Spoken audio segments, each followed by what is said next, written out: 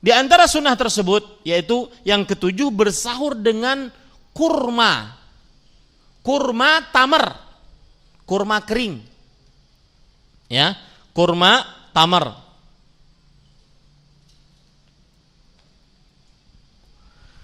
Dan para ikhwan yang dirahmati oleh Allah Subhanahu wa taala, kurma tamar itu seperti yang kita lihat pada seperti ini. Lihat beberapa gambar kurma tamar. Dari kanan dulu saya.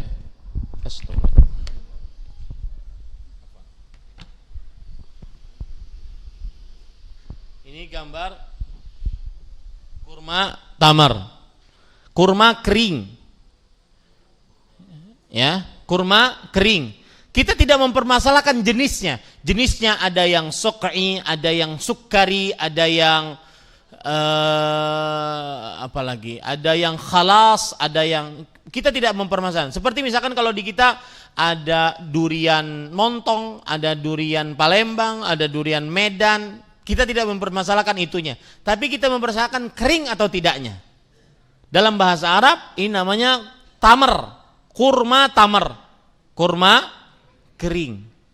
Ya, nanti berbuka beda lagi. Saya akan sebutkan saat berbuka. Ya. Nah, ini bisa kita dapatkan di zaman sekarang di Indonesia tanpa harus kita pergi ke Arab. Ya. Begitu juga kurma yang basah, kurma rutop namanya, untuk berbuka.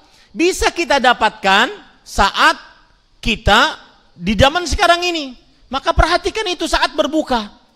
Kalau perlu mesan kepada orang-orang yang memang berjualan kurma, saya mau kurma ini untuk sahur, ini untuk berbuka. Meskipun hukumnya itu dianjurkan, tetapi alangkah baiknya kita mencontoh Rasul sallallahu alaihi wasallam. Betul apa betul?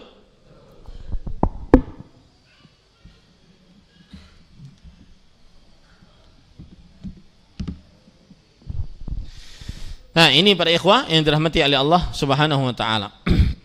Dalilnya yang menunjukkan akan hal ini adalah Rasul sallallahu alaihi wasallam bersabda dalam hadis riwayat Imam Abu Dawud dari Abu Hurairah radhiyallahu an. Ni'ma sahurul mu'min at-tamr. Sebaik-baik sahur orang beriman, kurma tamar, kurma kering.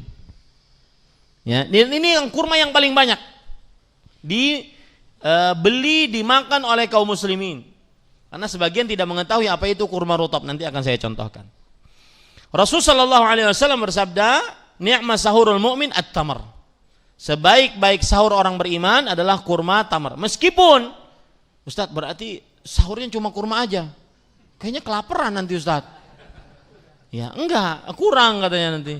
Maka tidak, silahkan yang lain-lain. Ya. Nah, di sini ada penemuan menarik. Saya pernah nonton video di YouTube tentang kenapa Nabi Muhammad SAW dari seorang kedokteran ahli pencernaan. Kenapa Nabi Muhammad SAW beliau bersahur dengan kurma tamar? Jawabannya adalah karena kurma tamar itu diolah oleh pencernaan kita dalam waktu yang lama. Jadi kita masih mempunyai kekuatan sampai siang. Karena mempunyai pengolahannya lama. Karena kan kalau kita puasa itu, ya, puasa itu pencernaan kita sedang melakukan detoksifikasi. Dan ini salah satu manfaat puasa dari sisi kesehatan. Detoksifikasi yaitu pembuangan racun-racun yang ada pada pencernaan kita. Kotoran-kotoran, makanan-makanan yang kotor-kotor tidak bersih diolah, kemudian dihancurkan. Akhirnya tumbuhlah sel-sel pencernaan yang baru. Pencernaan yang baru.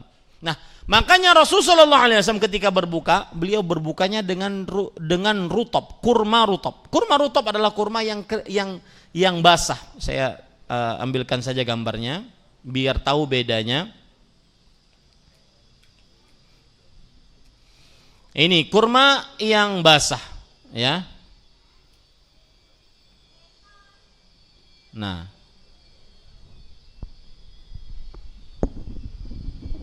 perhatikan ini kurmanya. Nah, jadi sebagian kering, sebagian masih kuning, dan sebagian baru batang. Ini kurma rutop.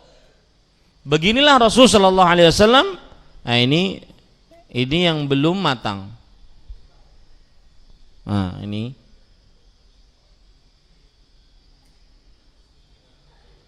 Ya. Nah, ini apa? Kurma tamar atau kurma rutab? Kurma tamar. Ya. Ini para ikhwan yang dirahmati oleh Allah Subhanahu wa taala. Nah, ini kurma tamar atau kurma rutab? Tamar. Itu bisa bedakan sekarang ya.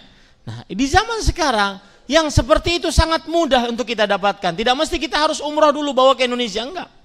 Mungkin Tanah Abang banyak, betul? Betul.